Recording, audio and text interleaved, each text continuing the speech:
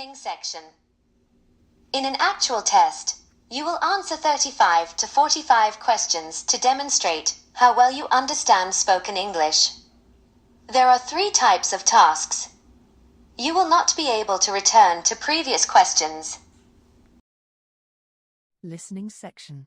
In the listening section, you will answer 35 to 45 questions to demonstrate how well you understand spoken English. There are 3 types of tasks. You will not be able to return to previous questions.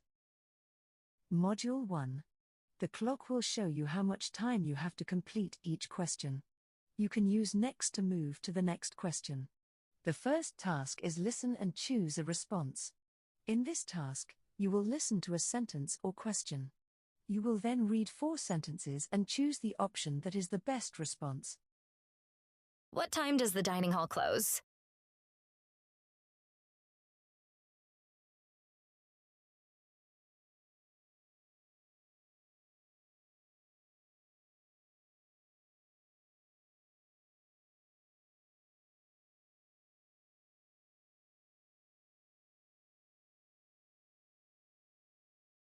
The contest had over 200 participants.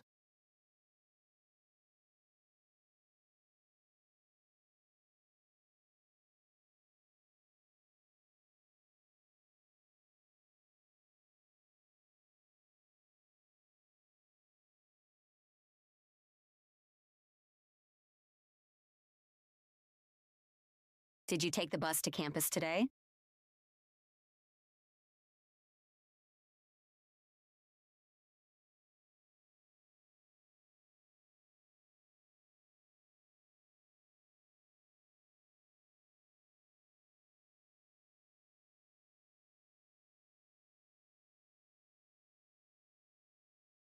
How can I get a student discount at the clothing shop?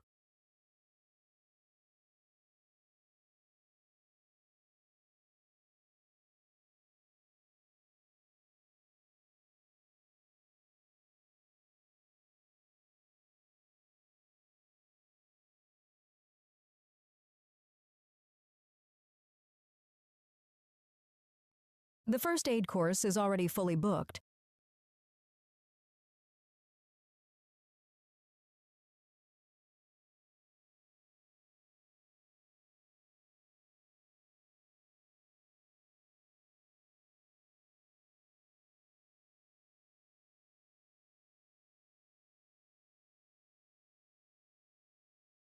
Wait, don't you need a permit to park here?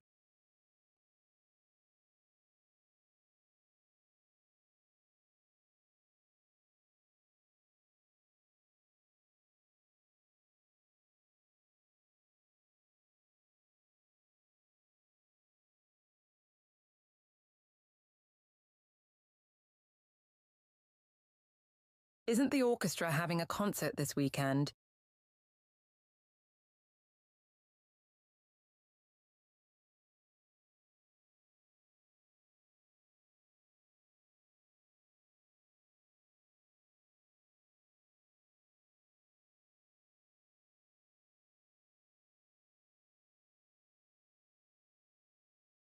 I'm not able to get the printer in the computer lab working.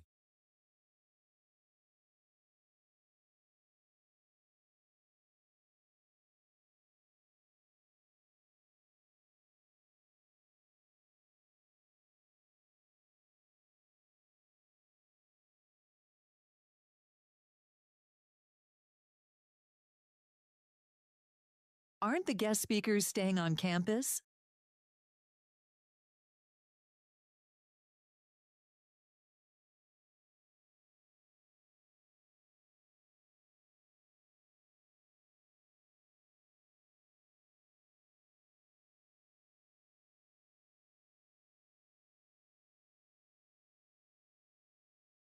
I'd like to sign up for this weekend's hiking trip.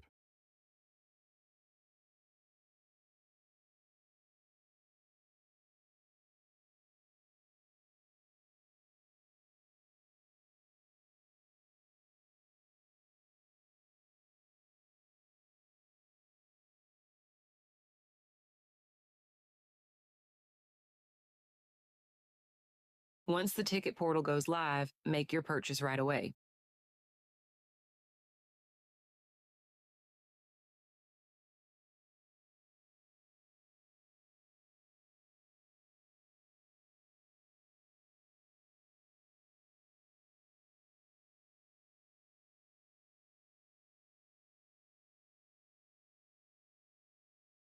Where should I put my recycling?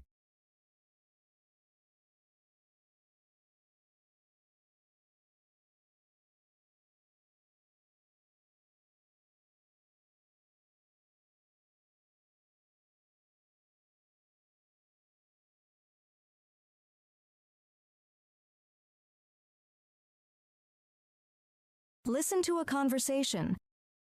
Did you hear the news? The university's upgrading its Wi-Fi next week.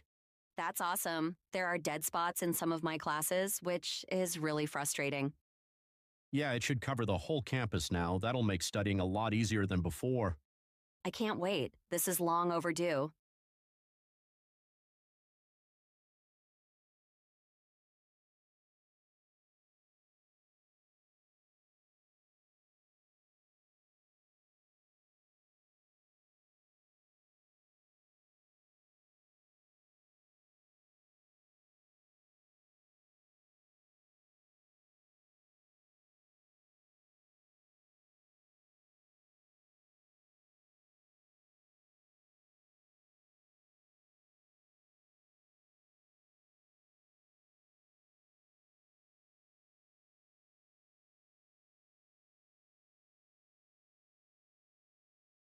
Listen to a conversation. Hey, could I borrow your molecular biology textbook for a bit? Why do you need it? I can't find mine. I think I might have left it in one of the study rooms. You should check the lost and found at the Student Center's information desk. They tag items and hold them securely for 1 month. Thanks. I'll head there this afternoon.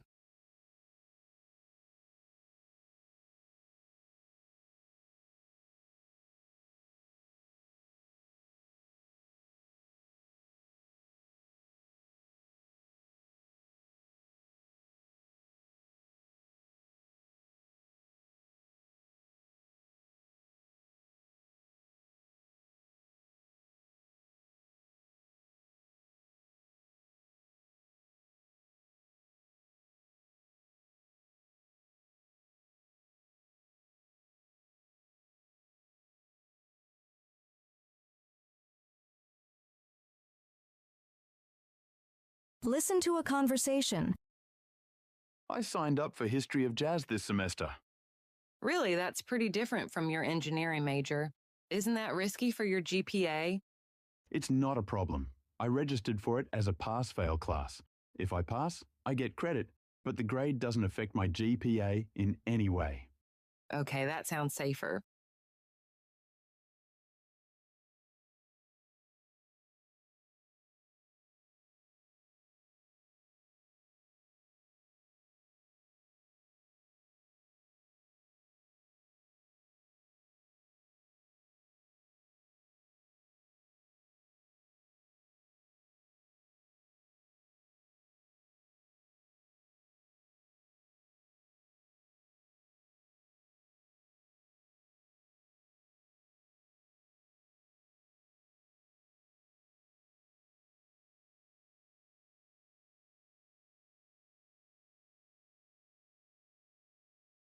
Listen to an announcement on a campus radio station.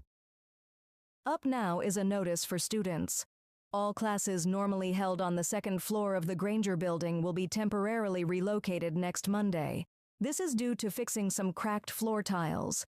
Classes will be held in the west wing of the science complex. For exact room assignments, check the university's homepage or the notice boards near the Granger building's main entrance.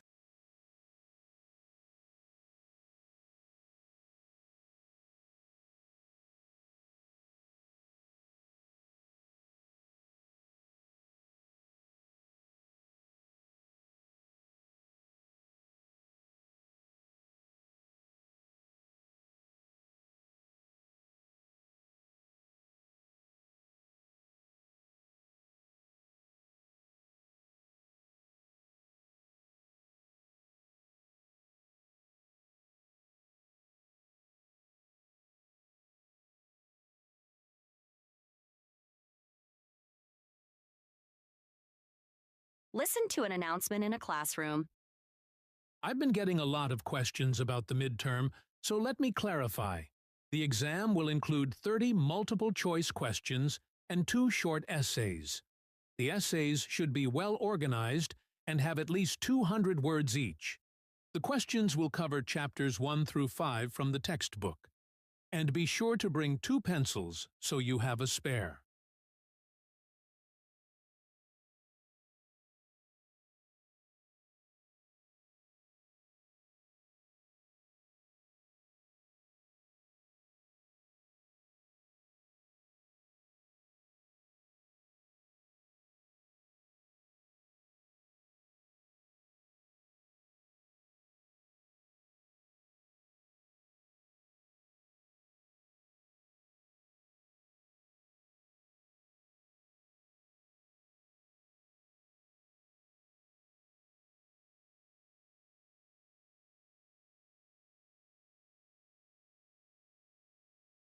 Listen to an announcement on a campus radio station.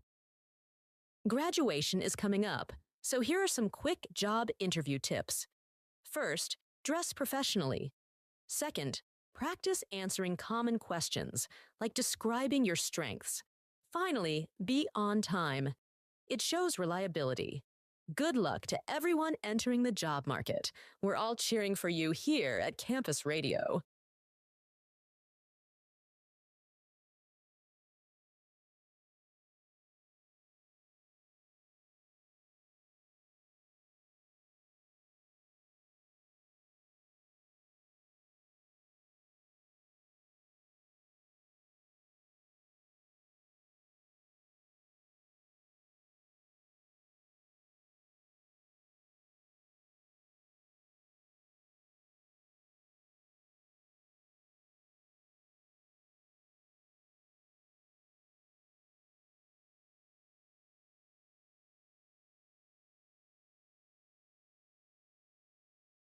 Listen to an announcement in a classroom.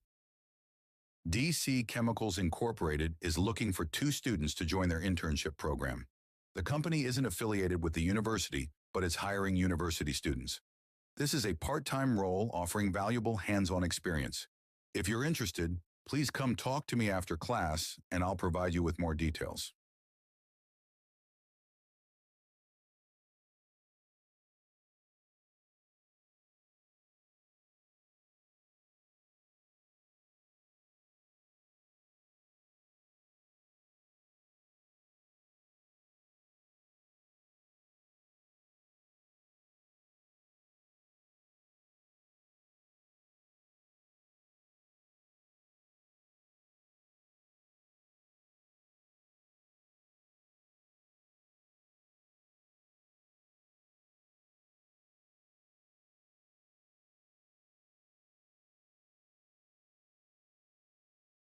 Listen to a talk in a political science class.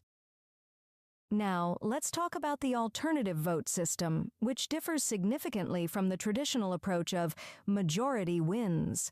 In an alternative vote system, voters rank candidates in order of preference: first, second, third, and so on.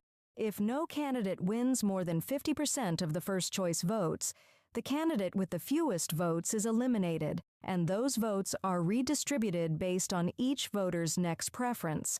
This process continues until one candidate has a majority. The advantage of this system is that it reduces the need for strategic voting to avoid a wasted vote. Voters can honestly express their support for weaker candidates, safe in the knowledge that their other preferences will be counted if the minority candidate is eliminated. In contrast, the majority wins system often pressures voters to choose the most viable candidate, even if it's not their favorite, to prevent an undesirable outcome. As a result, the alternative vote system is seen by many as a fairer system. Although it may be more complex, it's worth the extra effort to ensure that the person who is elected is genuinely the most preferred overall.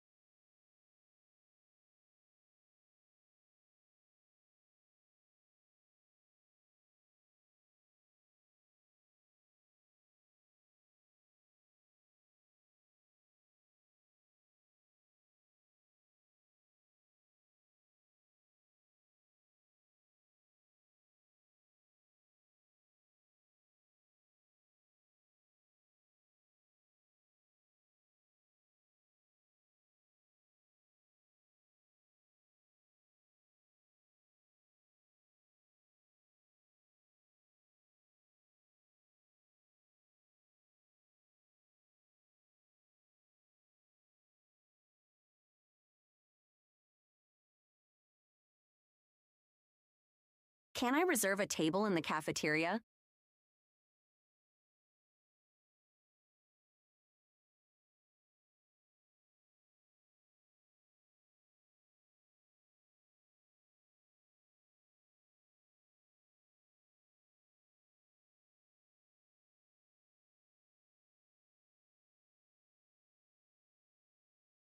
Did someone fix the door at the side entrance?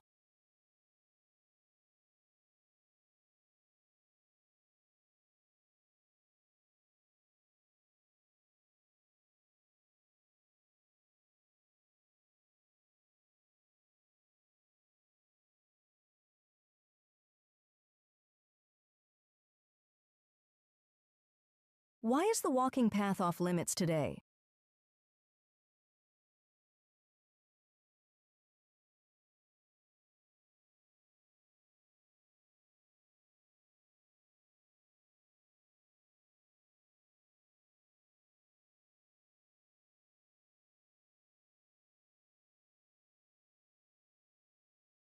Listen to a conversation. I'm disappointed with the grade I got on my last Western philosophy paper. I understand the texts, but I can't seem to articulate my ideas clearly in writing. Have you tried the Academic Writing Center? It could be a lifesaver. How much does it cost? It's free for all students, and it's not necessary to make an appointment. Just drop in. That's convenient. Maybe I'll stop by there today. It's usually crowded with students on Mondays. Tomorrow would be better. Cool. When is it open? Weekdays from 10 a.m. to 4 p.m.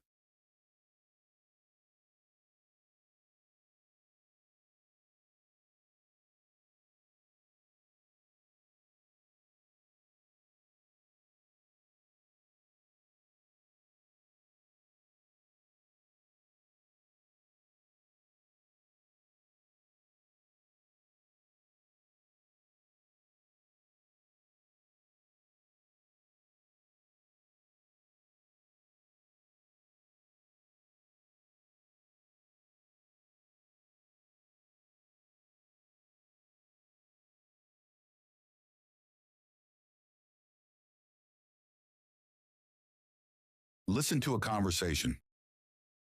I just saw a poster for the drama club. It looked kind of fun. Oh, you should join. I've been in the club for about a year. It's amazing. We do plays, workshops, and even trips. Sounds great, but I'm not a drama major. Wouldn't that be a bit weird? Not at all. Everyone's welcome. Lots of people join just for fun. Really? Okay, maybe I'll give it a try.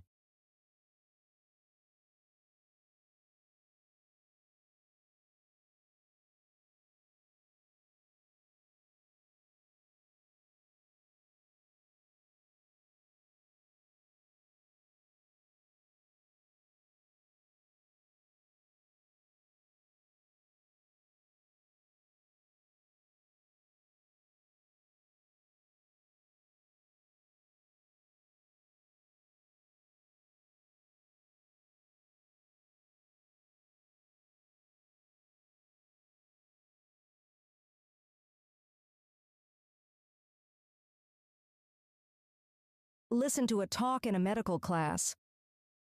As we've been discussing, prosthetics are artificial devices designed to replace missing body parts typically lost due to injury, disease, or congenital conditions.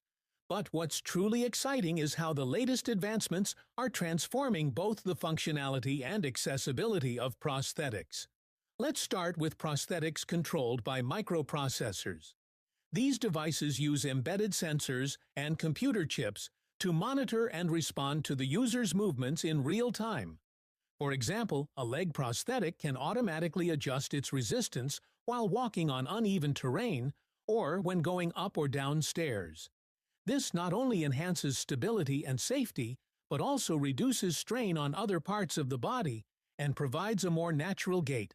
In fact, some models can even predict intended motion, essentially anticipating what the user plans to do before they actually do it.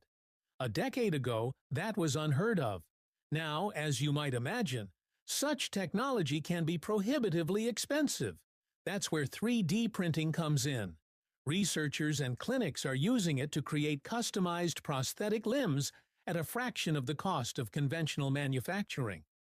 With 3D printing, prototypes can be done quickly, and a customized fit can be achieved at a reasonable price. There is also a significant reduction in waste. So, what we're seeing is a convergence of smart technology and affordable production methods. Together, they're not only enhancing the quality of life for users, but also expanding access to prosthetic care in ways that were previously unimaginable.